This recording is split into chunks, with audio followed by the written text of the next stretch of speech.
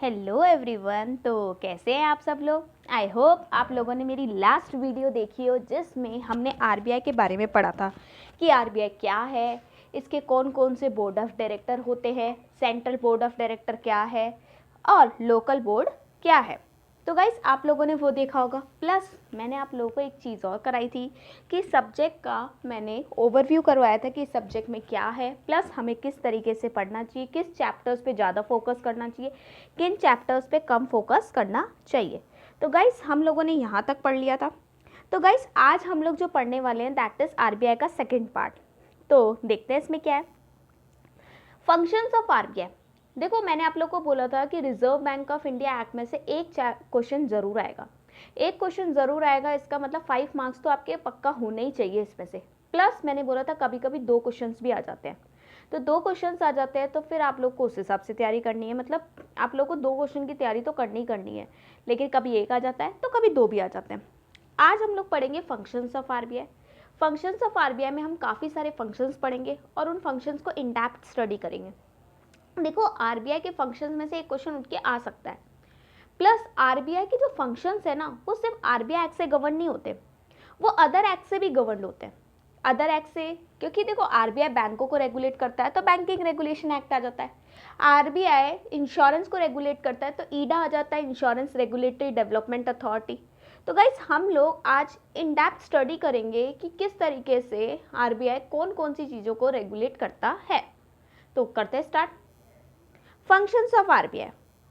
Functions of RBI सिर्फ RBI act के govern नहीं है, बैंकिंग रेगुलेशन एक्ट में भी लिखे हुए हैं।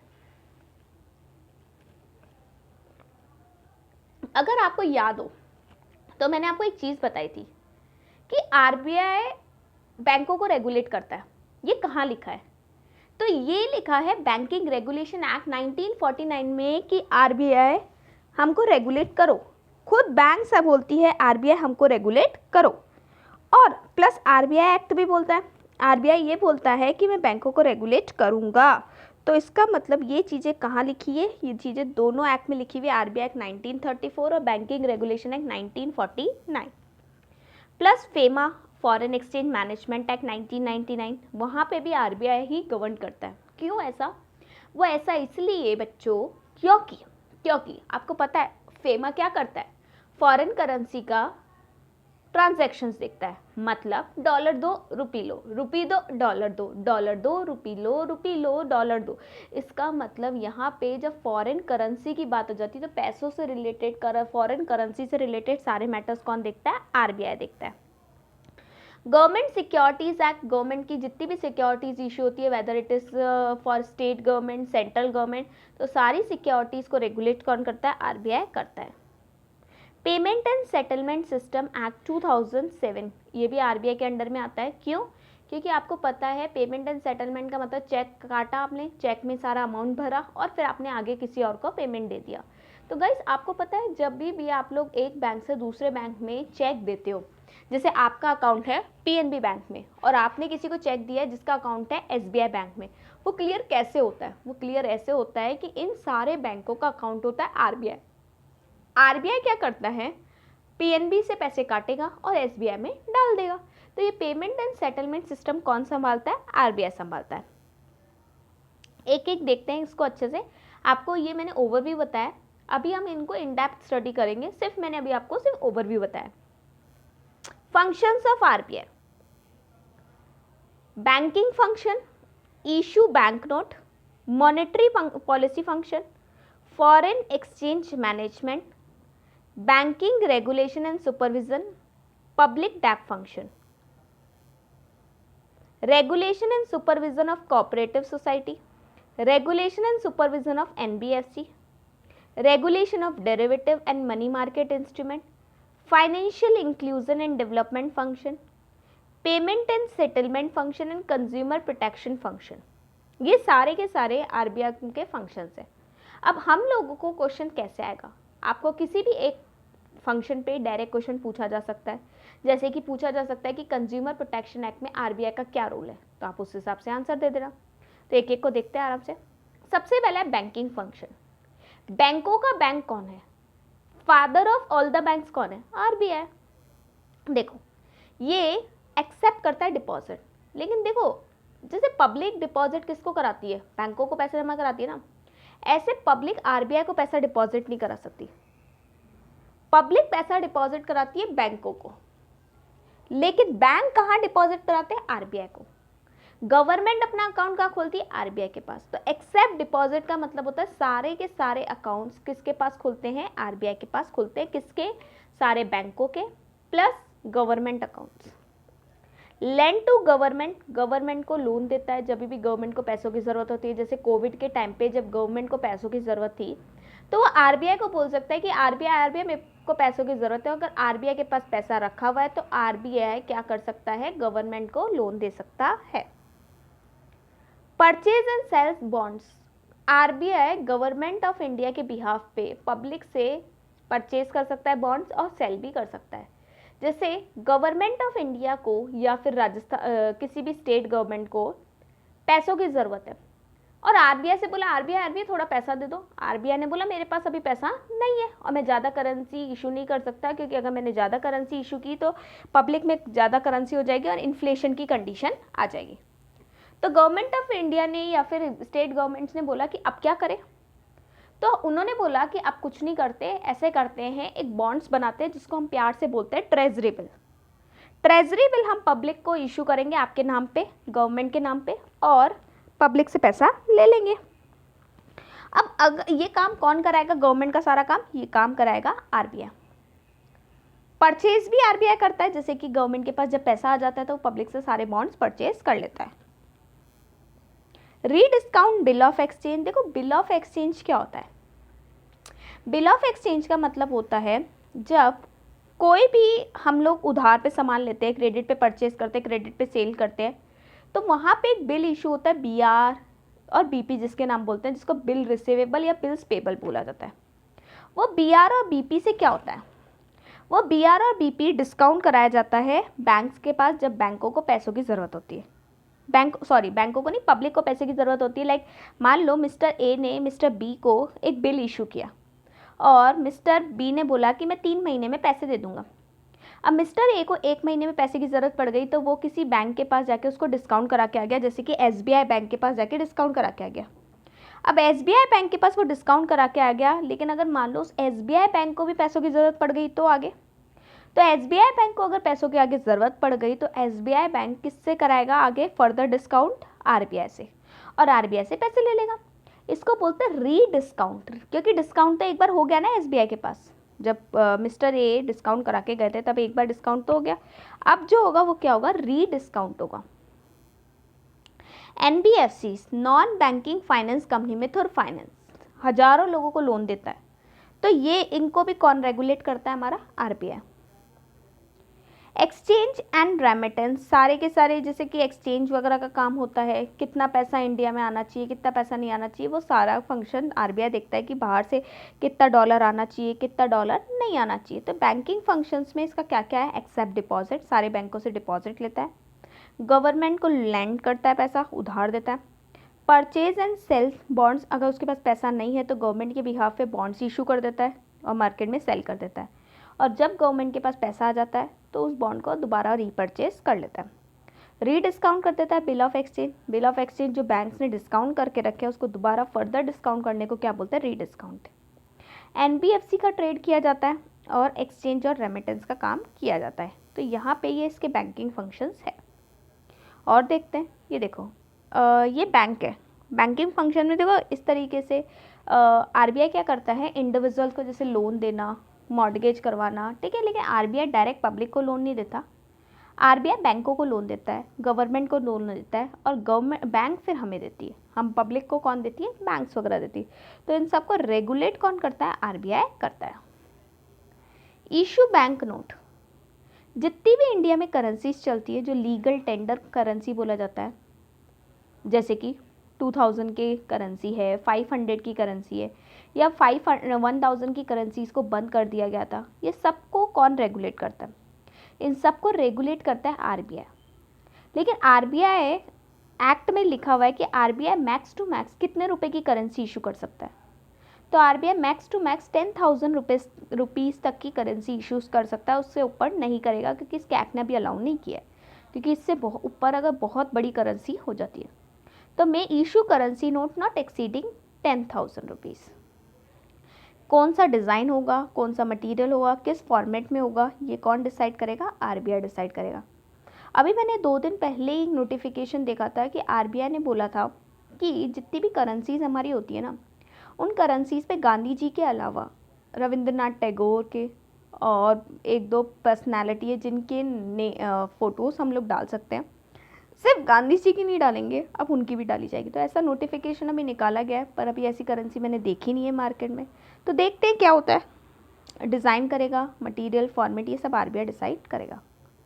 ठीक है, तो कौन सी करेंसी आनी चाहिए, किस कलर में आनी चाहिए, जो आप लोग के 2000 की करेंसी है वो आपकी पिंक कलर में आ रही है, तो किसने डिसाइड किया? आरबीआई ने।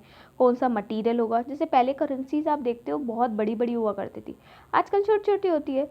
तो इसका मतलब क्या हुआ कि ये सब कौन डिसाइड कर रहा है? ये सब डिसाइड कर रहा है हमारा आरबीआई। इशू बैंक नोट, देखो इस तरीके से सेकंड फंक्शन भी हमारा कंप्लीट होता है। सबसे पहला फंक्शन था बैंकिंग फंक्शन, किन किन के लिए बैंकों का काम करता है। सेकंड फंक्शन हमारा है इशू बैंक नोट। तो बैंक नोट्स कौन कौन से इशू करता है? देखो इस तरीके से 500 का नोट आता है हमारा, 2000 का आता है, 50 का आता है, 200 का आता है, ये सब आते हैं। मॉनेटरी पॉलिसी फंक्शंस में क्या क्या आता है? मॉनेटरी पॉलिसी का मतलब होता है एक पॉलिसी कमेटी बनाई जाती है, एक कमेटी बनाई जाती है, और ये कमेटी क्या काम करती है? कमेटी काम करती है कि हमें कौन सी करेंसी इशू करनी चाहिए, मतलब कितनी करेंसी इशू करनी चाहिए मार्केट में, कितनी नहीं इशू करनी चाहिए। अगर हम लोग ज़्यादा इशू कर देंगे तो वो क्या हो जाएगा? उससे इन्फ्लेशन हो जाएगा, और अगर हम कम इशू करेंगे तो डिफ्लेशन हो जाएगा। तो मनी फ्लो को बनाए मतलब एक लेवल पे बनाए रखने के लिए कि हमारी नेशनल की ग्रोथ भी बनी रहे और थोड़ा बहुत इन्फ्लेशन चलता रहे, इसीलिए मॉनेटरी पॉलिसी कमेटी काम करती है। आपको पता है, आपने एक मॉनेटरी पॉलिसी को मैं आगे भी बहुत इन डेप्थ पढ़ाऊंगी, फिलहाल आप इतना समझ लो कि ये इस रिलेटेड काम करती है। बाकी इन डेप्थ टॉपिक है जो हमारी आई थिंक कल आ जाएगा, कल लेक्चर में पूरा कवर्ड हो जाएगा, और इससे 90% चांसेस रहते हैं कि एक क्वेश्चन आ जाए, पर वो इन डेप्थ हम कल पढ़ेंगे। तो आज देखते हैं क्या करते हैं। मॉनेटरी पॉलिसी कमेटी में कौन बैठता है? गवर्नर बैठता है, मतलब जो आरबीआई का गवर्नर है। डेप्यूटी गवर्नर बैठता है, आरबीआई के कुछ और ऑफिसर्स बैठते हैं, और सीजी के भी 3% बैठते हैं, मतलब सेंट्रल गवर्नमेंट के भी 3% बैठते हैं, जो ये सारी कमेटी को रेगुलेट करते हैं। एटलीस्ट 4 मीटिंग ये पर ईयर करते हैं, मतलब साल में 4 मीटिंग ये करते ही करते हैं। तो मॉनेटरी पॉलिसी कमेटी में कौन कौन बैठता है? गवर्नर बैठता है हमारा आरबीआई का, डेप्यूटी गवर्नर बैठता है, आरबीआई के कुछ ऑफिसर्स बैठते हैं, 3% सेंट्रल गवर्नमेंट के ऑफिसर्स होते हैं, और ये साल में कम से कम 4 मीटिंग करते हैं। मॉनेटरी पॉलिसी देखो इसने क्या बोला है, जैसे देखो आपको दिख रहा होगा अनएम्प्लॉयमेंट 6.5% से कम नहीं हो, बिलो ही जाना चाहिए, मतलब इससे ज़्यादा नहीं होना चाहिए। इंडिया में लोग बेरोजगार इससे ज़्यादा नहीं होने चाहिए। फिर इन्होंने देखो और क्या डिसाइड किया है कि annual increase in gross domestic product कितना बढ़ना चाहिए? 2 से 3%। इन्फ्लेशन बढ़ना चाहिए 2 से 2.5%। तो ये सब कुछ कौन डिसाइड कर रहा है? ये हमारा कर रहा है मॉनेटरी पॉलिसी कमेटी। अब देखो फॉरेन थर्ड फंक्शन खत्म हो चुका है हमारा मॉनेटरी पॉलिसी कमेटी का, मतलब हमने 3 फंक्शंस पढ़ ली। पहला फंक्शन हमने क्या पढ़ा था? Banking function. दूसरा फंक्शन क्या पढ़ा था? Issue currency function. तीसरा हमने क्या पढ़ा था? तीसरा मॉनेटरी पॉलिसी फंक्शन। और चौथा foreign exchange management function. Foreign exchange management function क्या होता है? डॉलर दो रुपी लो, रुपी दो डॉलर लो, मतलब करेंसी को इधर उधर एक्सचेंज करना फॉरेन एक्सचेंज फंक्शन होता है। Section 10 authorise person by RBI under FEMA act 1990, example money changer. Money changer या ऑथोराइज पर्सन ये वो लोग होते हैं जो कि रुपी के बदले में डॉलर देते हैं और डॉलर के बदले में रुपी देते हैं। ये पेनल्टीज़ भी इम्पोज करता है, क्योंकि देखो हम फेमा इन डेप्थ पढ़ेंगे तो फेमा के क्वेश्चंस फेमा में ही आएंगे, ये वाला क्वेश्चन आने के चांसेस कम रहते हैं यहाँ पे, क्योंकि वहाँ पे हम इन डेप्थ ये टॉपिक पढ़ते हैं कि हु इज़ ऑथोराइज पर्सन और वो किस तरीके से मनी चेंज कराता है। और अगर आप लोग ढंग से काम नहीं करते हो, ऑथोराइज पर्सन की तरह काम नहीं करते हो, मतलब जैसे आरबीआई ने आपको लाइसेंस दे रखा है कि मनी चेंज करना है, डॉलर के बदले में रुपी और रुपी के बदले में डॉलर, तो फिर आपके ऊपर क्या ठोकी जाती है, पेनल्टीज ठोकी जाती है। तो पेनल्टीज ठोकी जाती है, तो पेनल्टीज कितनी लगती है मैं आपको एक बार बता देती हूँ। अगर कोई भी ऑथोराइज पर्सन ढंग से काम नहीं करता तो आरबीआई उस पर ठोकता है सीधा 10,000 की पेनल्टी फर्स्ट टाइम पे, और अगर वो अपना कॉन्ट्रावेंशन कंटिन्यू रखता है तो 2,000 रुपीज़ पर डे के हिसाब से पेनल्टी लगती है। तो ये हम पढ़ेंगे फेमा में इन डेप्थ। कंपाउंडिंग ऑफेंस, अगर आप लोग अपनी गलती मान लेते हो ऑथोराइज पर्सन वगैरह, तो आपकी गलती माफ़ी के लायक हो जाती है, तो आपके पेनल्टीज़ को कम किया जा सकता है, that is compounding offences. Approval route in FEMA, FEMA में कुछ रूट्स होते हैं, जैसे कुछ होते हैं ऑटोमेटिक रूट, जहाँ पे आप लोग कितनी भी करेंसीज को एक्सचेंज करा सकते हो, आरबीआई कुछ नहीं बोलता। पर कुछ रूट होते हैं दैट इज़ अप्रूवल रूट, जिसमें आपको आरबीआई से पूछना पड़ता है कि आरबीआई हम इतना पैसा चेंज करवा भी दें या नहीं करवाएं। तो फॉरेन एक्सचेंज मैनेजमेंट में हमने ये सारा पॉइंट पढ़ा। सबसे पहला ऑथोराइज पर्सन को कौन रेगुलेट करता है, आरबीआई करता है। इम्पोज पेनल्टीज लोगों पे प्लस ऑथोराइज पर्सन पे पेनल्टी कौन ठोकता है, आरबीआई ठोकता है। कंपाउंडिंग ऑफेंसेस, अगर आप लोगों से गलती हो जाती है, मतलब ऑथोराइज पर्सन से गलती हो जाती है या पब्लिक से गलती हो जाती है, तो उसको माफ़ी देने का नाकाम भी क्या है, आरबीआई का है। आरबीआई की अप्रूवल चाहिए होती है कुछ रूट्स में, जैसे अप्रूवल रूट्स होते हैं फेमा में, उसमें आरबीआई की अप्रूवल चाहिए होती है। ये होता है फॉरेन एक्सचेंज मैनेजमेंट, रुपी के बदले में डॉलर और डॉलर के बदले में रुपी। आप देख रहे हो बैंकिंग फंक्शन के लिए बैंकिंग रेगुलेशन एक्ट आया। फिर हमने आपको ने देखा होगा बैंक इशू नोट्स में तो आरबीआई खुद का एक्ट ले आया था। फिर हमने देखा ये फॉरेन एक्सचेंज मैनेजमेंट में फॉरेन एक्सचेंज मैनेजमेंट एक्ट 1999 आया था। अब देखो बैंकिंग सुपरविजन एंड रेगुलेशन, बैंकों को सुपरवाइज करना, बैंकों को रेगुलेट करना, ये किसका काम है, आरबीआई का काम है। बैंकों को सुपरवाइज करना कौन करता है, सुपरवाइज आरबीआई करता है। तो देखो बैंकिंग के अफेयर्स में सबसे सुप्रीम पावर पे कौन है, आरबीआई है। तो बैंकिंग अफेयर्स में RBI is supreme. Banking regulation act 1949 क्या बोलता है, उसका प्रियम्बल क्या बोलता है, आप खुद देखो। आरबीआई को उसने खुद ने अलाउ किया है कि आरबीआई आओ और हमें रेगुलेट करो, हमें रेगुलेट करोगे तभी काम होगा। To consolidate and amend the law relating to banking, पहला क्या बोला है, to consolidate and amend law relating to banking, banking के लॉज को यहाँ पे देखा गया है। Power of RBI to formulate banking policies, बैंकों के लिए पॉलिसीज कौन बनाएगा, आरबीआई बनाएगा। ये कौन बोल रहा है, खुद बैंकिंग रेगुलेशन एक्ट 1949 बोल रहा है कि बैंकों का जो सुपीरियर है, बैंकों का बैंक है, father of all the banks है, वो आरबीआई। बैंकों के लिए के बिजनेस को चेक करेगा, protect the interest of banking company and it's supervision, उसको सुपरवाइज करेगा, उसके इंटरेस्ट को चेक करेगा, ये सब कौन करेगा, आरबीआई करेगा। तो बैंकिंग रेगुलेशन एंड सुपरविजन में हमने क्या पढ़ा कि बैंकों में सबसे सुप्रीम कौन है, आरबीआई। और ये कहाँ लिखा है, ये लिखा है बैंकिंग रेगुलेशन एक्ट 1949 में, कि आरबीआई जो है ना, आरबीआई आपको बोलता है, मतलब बैंकिंग रेगुलेशन एक्ट खुद बोलता है कि आरबीआई हमारे लिए फॉर्मुलेट करो पॉलिसीज़, बैंकिंग बिजनेस को रेगुलेट करो, प्रोटेक्ट करो कंपनीज को, सुपरविज़न करो। बैंकिंग रेगुलेशन एंड सुपरविज़न के लिए आपको ये दिख रहा होगा किस तरीके से आरबीआई सारे बैंक्स को रेगुलेट कर रहा है, कितना लोन देना है, कहाँ देना है, कितना नहीं देना है, ये सब कौन डिसाइड करता है, आरबीआई डिसाइड करता है बैंक्स के लिए। RBI has a power to appoint banking company chairman और एमडी। अगर आरबीआई को लगता है, जैसे थोड़े टाइम पहले अगर मैं बताऊं तो येस बैंक इंसॉल्वेंट हुई, येस बैंक इंसॉल्वेंट हुई, तो अगर आरबीआई को लगता है कि कोई बैंक ऐसी है जो कि इंसॉल्वेंट होने वाली है, तो आरबीआई चाहे तो उस बैंक के लिए चेयरपर्सन और एमडी अपॉइंट करवा सकता है। क्योंकि अगर आपने चेयरपर्सन और एमडी अपॉइंट किए हैं उस बैंकों के लिए, तो उस बैंक को आप अच्छे से रेगुलेट कर सकते हो। Section 36AB, power to appoint additional director. अगर लगता है आरबीआई को कि किसी बैंक में एडिशनल डायरेक्टर की ज़रूरत है जो कि एडिशनल फंक्शन देख सकता है, उनको रेगुलेट करता है, तो वो भी कर सकता है आरबीआई बैंकों के अंदर। Power to supersede board, supersede का मतलब होता है पूरे के पूरे बोर्ड को हटा के नया बोर्ड लगाना। मतलब नया बोर्ड लगाने का मतलब ये नहीं है कि कोई डमी बोर्ड लगा दिया। आरबीआई क्या कर सकता है, सारे बोर्ड ऑफ डायरेक्टर्स को हटा के क्या कर सकता है, नया बोर्ड, मतलब नए बोर्ड ऑफ डायरेक्टर अपॉइंट कर सकता है किसी भी बैंकिंग कंपनी के लिए। Like just take an example कि एसबीआई का बोर्ड ऑफ डायरेक्टर ढंग से काम नहीं कर रहा, तो बैंकों के लिए पब्लिक की इंटरेस्ट के लिए वो क्या कर सकता है, एसबीआई के डायरेक्टर्स को हटा सकता है और अपनी तरफ से नए डायरेक्टर्स ला सकता है। Section 21 power to control loan advance of banking company. Banking company किसको लोन देगी, कितना लोन देगी, ये भी कौन देखता है, आरबीआई।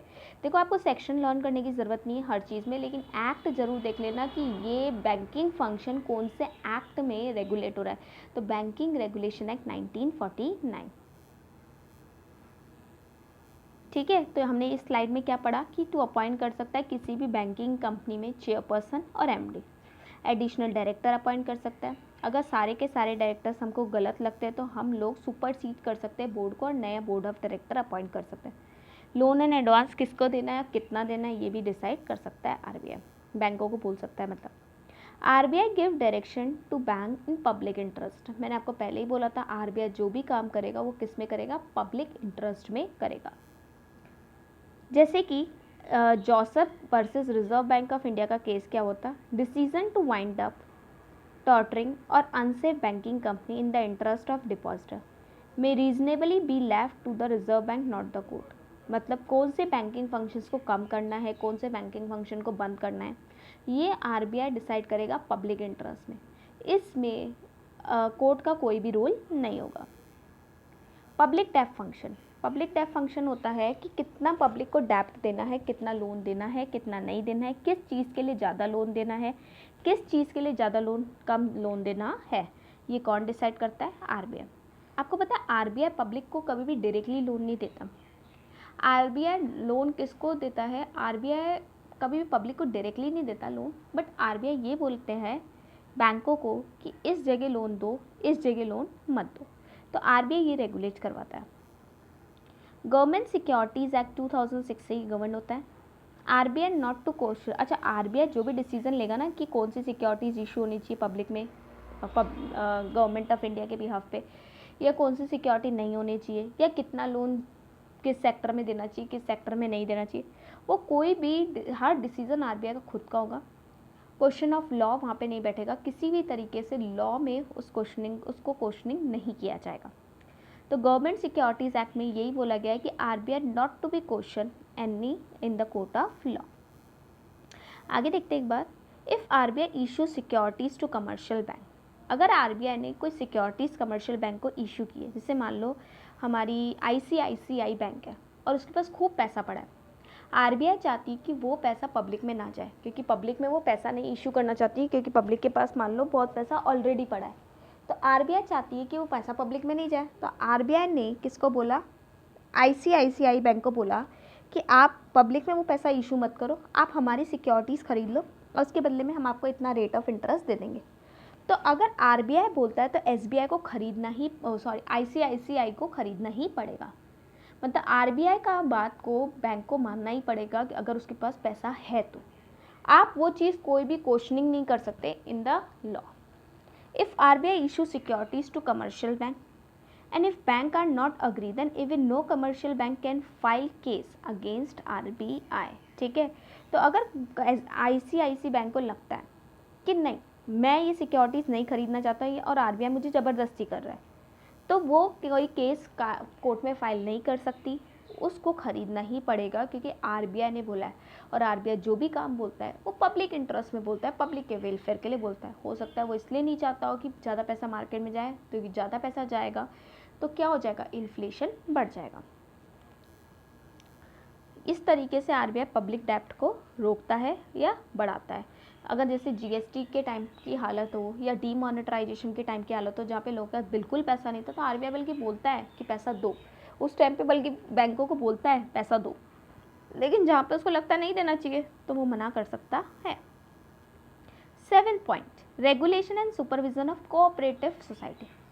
कोऑपरेटिव सोसाइटी आप लोग अच्छे से जानते हो, वो सोसाइटीज़ होती है जो आपस में खुद ही काम करती है, खुद के मेंबर्स के लिए काम करती है।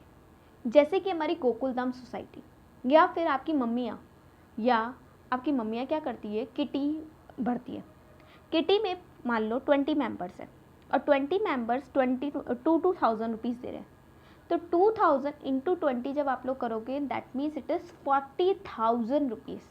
एंड 40,000 रुपीज़ में आपको क्या करना पड़ेगा, 40,000 से किसी एक मेंबर की हेल्प हो जाती है, फिर नेक्स्ट मंथ नेक्स्ट मेंबर की हेल्प हो जाती है। तो ये कहाँ गवर्न होता है? ये होता है कोऑपरेटिव सोसाइटी एक्ट 1912 में। लेकिन एक बात बताओ, कोऑपरेटिव सोसाइटी एक्ट 1912 में गवर्न तो होता है, लेकिन कोऑपरेटिव सोसाइटी एक्ट जो होता है वो स्टेट लेवल पे होता है, हर स्टेट का अपना होता है। तो अगर कोई भी कोऑपरेटिव सोसाइटी बैंकों का काम कर रही है, तो बैंकों में आरबीआई की बात पहले मानेगी या कोऑपरेटिव सोसाइटी की बात ही मानेगी? तो ऐसा बोला गया है कि वो पहले आरबीआई की बात मानेगी, क्योंकि भले ही वो कोऑपरेटिव सोसाइटी एक्ट से रेगुलेट हो रही है, लेकिन कहीं ना कहीं अगर वो बैंकों का काम कर रही है कोऑपरेटिव सोसाइटी, तो पहले उसको आरबीआई की माननी पड़ेगी। देखो एक बार, regulation and supervision of cooperative society. RBI का जो एक्ट है वो यूनियन लिस्ट है, मतलब एक सेंट्रल एक्ट है। सेंट्रल एक्ट है, पूरे सेंटर पे चलता है। बैंकिंग रेगुलेशन एक्ट 1949 में लिखा हुआ है कि कोई भी बैंकों का काम करेगा तो उसको आरबीआई से लाइसेंस लेना पड़ेगा, आरबीआई उसको सुपरवाइज करेगा, उसको सारी आरबीआई की बातें माननी पड़ेगी, और आरबीआई चाहे तो उसका लाइसेंस कैंसिल भी कर सकता है। रजिस्ट्रार ऑफ कोऑपरेटिव सोसाइटी, लेकिन जो रजिस्ट्रार ऑफ कोऑपरेटिव सोसाइटी वो एक स्टेट एक्ट है, और जब आपस में दोनों कॉन्ट्राडिक्ट करेंगे तो आपको आरबीआई की बात पहले माननी पड़ेगी। देखो जनता ये केस हुआ था स्टेट ऑफ महाराष्ट्र, उसमें ये बोला गया था कि पहले आपको आरबीआई की बात माननी पड़ेगी। Regulation and supervision of cooperative society, इस तरीके से देखो कोऑपरेटिव बैंक्स होती है, जैसे कि Bombay mercantile cooperative bank limited, ये कोऑपरेटिव सोसाइटी से भी गवर्न होता है, प्लस ये बैंकिंग रेगुलेशन एक्ट से भी गवर्न होगा, प्लस आरबीआई से भी गवर्न होगा। और अगर कुछ कॉन्ट्राडिक्ट हो रहा है तो उसको कोऑपरेटिव सोसाइटी एक्ट की बात ना मान के आरबीआई की माननी पड़ेगी। आगे देखो, banking regulation and supervision of NBFC. What is NBFC? Non banking finance company. जैसे कि मिथुर फाइनेंस, जब घर पे पड़ा हो सोना तो काहे को हरे ना। और ये भी हम एक्ट पूरा अच्छे से पढ़ेंगे, एनबीएफसी एक्ट जो होता है, और वहाँ पे भी ये लिखा हुआ है कि आरबीआई इसको रेगुलेट करता है। तो रजिस्ट्रेशन, जब भी कोई एनबीएफसी काम करता है तो उसको आरबीआई से रजिस्ट्रेशन लेना पड़ता है। हाल ही का कुछ एनबीएफसीज को आरबीआई ने एग्जैम्प्ट कर रखा है रजिस्ट्रेशन लेने के लिए, तो वो हम एनबीएफसी एक्ट में इन डेप्थ पढ़ेंगे, बट ज़्यादातर एनबीएफसीज को आरबीआई से रजिस्ट्रेशन लेना पड़ता है। Regulate and prohibited deposit. RBI ये बोलता है कि कोई भी एनबीएफसी जनरल पब्लिक से सेविंग अकाउंट में डिपॉजिट नहीं लेगी, जिसको हम बोलते हैं डिमांड डिपॉजिट। अब क्या होता है डिमांड डिपॉजिट? आज जमा कराया, कल निकाल दिया, परसों जमा कराया, फिर निकाल दिया, फिर जमा कराया, फिर निकाल दिया। तो ये वाली चीज़ें अलाउ नहीं है एनबीएफसीज को, ये सिर्फ बैंकों को अलाउ है। एनबीएफसीज को भी ये डायरेक्शन इश्यूज़ करता है, पर जितना डायरेक्शन ये बैंकों को इशू करता है ना, एनबीएफसीज को इतना नहीं करता है। इंस्पेक्शन बाय आरबीआई, अगर एनबीएफसीज में कुछ गड़बड़ लगी तो आरबीआई उसको इंस्पेक्ट भी कर सकता है। इस तरीके से काफ़ी सारी एनबीएफसीज आप लोग देखते हो, देखो एसबीआई होम लोन्स, ठीक है, इंडस्ट्रियल बैंक, ठीक है, तो ये सारी एनबीएफसी कुछ है, लेकिन ये बैंकों का काम नहीं करती है। हाँ, इनमें से है ना, एक्चुअली में कुछ बैंक्स भी है और एनबीएफसीज भी है, तो फिर उसमें देखना पड़ेगा कि ज़्यादा प्रॉफिट वो किससे कमा रही है। अगर ज़्यादा प्रॉफिट वो एनबीएफसी से कमा रही है तो एनबीएफसी से एक्ट से वो गवर्न होगी, और अगर ज़्यादा प्रॉफिट वो बैंकों से कमा रही है तो बैंकिंग रेगुलेशन एक्ट से गवर्न होगी। Next, regulation end of derivative and money market instrument.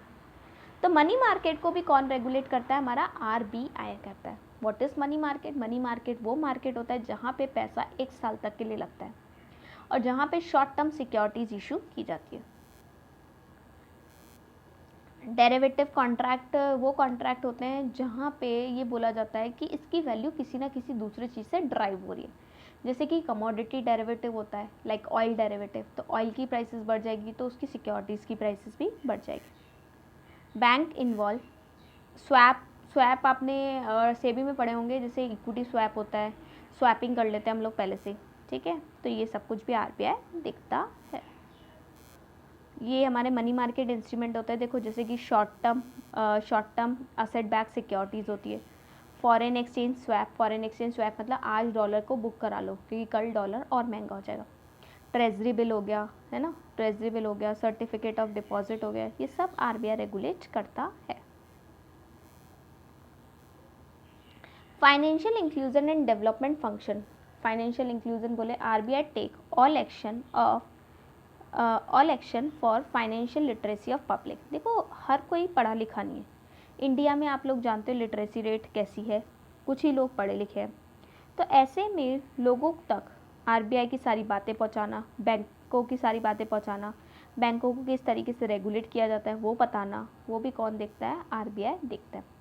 RBI take all action for financial literacy of public and to impart awareness, और उनको अवेयर करना कि हाँ ऐसे नहीं इस तरीके से काम होता है, मतलब लोगों को अवेयर करना। जैसे कि आरबीआई ने एक पर्सन बना रखा है ऑम्बर्स पर्सन। ऑम्बर्स पर्सन वो पर्सन होता है कि अगर आपको किसी भी बैंक से कोई प्रॉब्लम हो तो आप आरबीआई को बोल सकते हो और आरबीआई उसी तरीके से उसको रेगुलेट करेगा। आरबीआई एक्सपर्ट स्टाफ बैठता है यहाँ पे अचीव फाइनेंशियल लिटरेसी। आरबीआई कुछ स्टाफ होता है जो आए दिन लोगों को लिटरेट करता रहता है through newspaper, through advertisement, through websites, through RBI act. Inclusion means literacy, मतलब लिटरेट करता है, होशियार करता है। फाइनेंशियल इंक्लूजन एंड डेवलपमेंट देखो आप लोग, अफोर्डेबल, अवेयरनेस, एडुकेसी, लोगों को अवेयर करता है कि कौन कौन से उनके पास राइट है। जैसे कि अगर कोई बैंक उनके साथ गलत करती है तो वो ऑम्बर्स पर्सन के पास जाते हैं। अफोर्डेबल, खर्चा भी नहीं होता ज़्यादा। असेसिबिलिटी, आराम से अवेलेबिलिटी, वो ऑनलाइन भी काम कर सकते हैं। एडुकेसी, ये सब आरबीआई को सिखाता है। Next function payment and settlement function. मैंने आपको बताया था कि आपका अकाउंट है एसबीआई में, सामने वाले का अकाउंट है पीएनबी में। अब आप लोग क्या करते हो, एक दूसरे को चेक देते हो। वो चेक कैसे क्लियर होता है, वो चेक क्लियर होता है आरबीआई की हेल्प से, क्योंकि आप लोग अपना अकाउंट खुलाते हो कमर्शियल बैंक में, लेकिन कमर्शियल बैंक अपना अकाउंट किस में खुलाती है, कमर्शियल बैंक अपना अकाउंट खुलाती है आरबीआई में। और आरबीआई में जब वो अकाउंट खुलाती है तो आरबीआई क्या करता है, जब भी एक बैंक का चेक दूसरे बैंक के लिए आता है तो एक बैंक से वो डेबिट कर देती है और दूसरे बैंक में क्रेडिट कर देती है। और इस चीज़ को करने में अप्रॉक्स 2 दिन लगते हैं, तभी आप लोग का चेक 3 डेज़ में क्लियर होता है। That is payment and settlement act. No person shall commence and operate payment system except RBI authorise. अगर आरबीआई नहीं हो ना इसके बीच में तो बड़ा ही मुश्किल होगी एक बैंक से दूसरे बैंक में पैसा कैसे आए और कैसे जाए। पावर टू रिवोक ऑथोराइजेशन, ये भी रिवोक भी कर सकता है, इंस्पेक्शन करवा सकता है, रिटर्न मांग सकता है, किसी भी तरीके की डायरेक्शन दे सकता है कि कोई चेक अगर मान लो उसको लगता है कि नहीं करना चाहिए क्लियर, तो वो कई बार डिसऑनर्ड भी कर देता है। इस तरीके से देखो पेमेंट एंड सेटलमेंट सिस्टम होता है। ठीक है, ये टिप्स दे रखी है, जैसे सेंड ट्रांजैक्शन। फिर देखो आप लोग क्या करते हो, किसी को चेक देते हो, फिर वो आगे किसी को और को देता है, ठीक है, फॉरवर्ड करता है ट्रांजैक्शन सर्विस। देखो ये इस तरीके से सबसे पहले आप लोग चेक देते हो, फिर बीच में जाता है, फिर फॉरवर्ड किया जाता है, ठीक है। तो इस तरीके से आप लोग देख रहे हो कंफर्म होता है, फिर लास्ट में आप लोग को वापस मिल जाता है। तो ये पेमेंट एंड सेटलमेंट ट्रांजैक्शन का काम है। कंज्यूमर प्रोटेक्शन फंक्शन, अगर कंज्यूमर्स के साथ कुछ गलत होता है तो वो आरबीआई को कंप्लेन कर सकती है। आरबीआई क्या करेगा, उनकी कंप्लेन ऑम्बर्स पर्सन के थ्रू सॉर्ट आउट करा देगा। Section 35 of banking regulation act 1949, RBI has formulate banking ombudsperson scheme. Ombudsperson scheme actually में क्या है, पहले इंग्लैंड साइड चलती थी, लेकिन फिर इंडिया में स्टार्ट हुई, और इंडिया में भी पहले सिक्योरिटीज़ मार्केट में स्टार्ट हुई थी कि किसी भी पर्सन को प्रॉब्लम है तो वो आरबीआई को कंप्लेन कर सकता है, मतलब सेबी को कंप्लेन कर सकता है। लेकिन फिर अब ये बैंकों में भी आ गई है, और अब किसी भी पर्सन को प्रॉब्लम है तो वो बैंकिंग रेगुलेशन के थ्रू वो ऑम्बर्स पर्सन को कंप्लेन कर सकता है फॉर द रिड्रेसल ऑफ और ग्रीवेंस ऑफ डिपॉजिट। मतलब अगर उनको कोई प्रॉब्लम है, उनका पैसा उनको नहीं मिल रहा, बैंक उनसे सही तरीके से बिहेव नहीं कर रहा, या बैंक अननेसेसरी चार्जेस काट रहा है, तो वो बोल सकते हैं। इस तरीके से कंज्यूमर प्रोटेक्शन सेल्स बने हुए हैं आरबीआई के भी, जहाँ पे आप लोग कंप्लेन कर सकते हो इजीली। तो गाइस आप लोगों ने देखा ये फंक्शंस छोटे छोटे थे, लेकिन अलग अलग एक्ट से गवर्न होते हैं। कोई भी फंक्शन आप लोगों से स्पेसिफिकली पूछा जा सकता है और आपको वो करना है। तो गाइस अगर आप लोग को ये सब कुछ अच्छा लग रहा है तो प्लीज़ इसको लाइक करना, शेयर करना and subscribe the channel. And one more thing guys, अगर आप लोग ये वीडियोस देख रहे हो तो पूरी देखो, क्योंकि मैंने ये पूरे जो नोट्स है वो अमेंडेड है आप लोग के लिए, दिसंबर 2021 के लिए बहुत हेल्पफुल है। तो आज के लिए इतना ही रखते हैं गाइस, चलो bye, thank you, have a nice day.